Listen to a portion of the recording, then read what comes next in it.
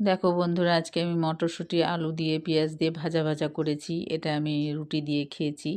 তো ভাবলাম কি আর তরকারি করব, মটরশুঁটিটা ছাড়ানো ছিল, তার জন্য ভাবলাম একটু আলু কেটে ভাজা ভাজা করে নিই, নরম ভাজা।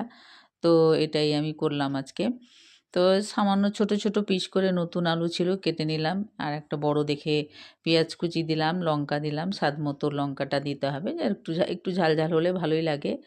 তো আলুটাকে দিয়ে একটু লবণ হলুদ দিয়ে খুব ভালো করে একটু ভাজবো। ভাজবো মানে কি, এটা নরম ভাজা হবে, কড়া ভাজা হবে না। কড়া ভাজা হলে ভালো লাগবে না খেতে।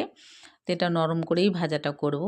তো আর আমি একটু মটরশুঁটিটা সামান্য একটু সেদ্ধও করে নিয়েছিলাম। তো এইভাবে ঢাকে ঢাকে রেখে আলুটা সেদ্ধ হয়ে গেছে। তা আলুটা একটু দেখলাম খুন্তি দিয়ে, দেখি সেদ্ধ হয়ে গেছে। তারপরে এখানে মটরশুঁটিগুলোকে দিয়ে দিলাম। মটরশুঁটিটা সামান্য একটু ভাপিয়ে নিয়েছিলাম আগের থেকেই। তারপরে এখানে নাড়াচাড়া করলাম, আর একসঙ্গে খুব ভালো করে কিছুক্ষণ 1-1.5 মিনিটের মতন ভাজা ভাজা করলাম। আর রুটির সঙ্গে খেয়েছি, খুবই ভালো লেগেছে। তোমরাও এইভাবে খেও। যদি ভালো লেগে থাকে লাইক শেয়ার কমেন্ট করো বন্ধুরা।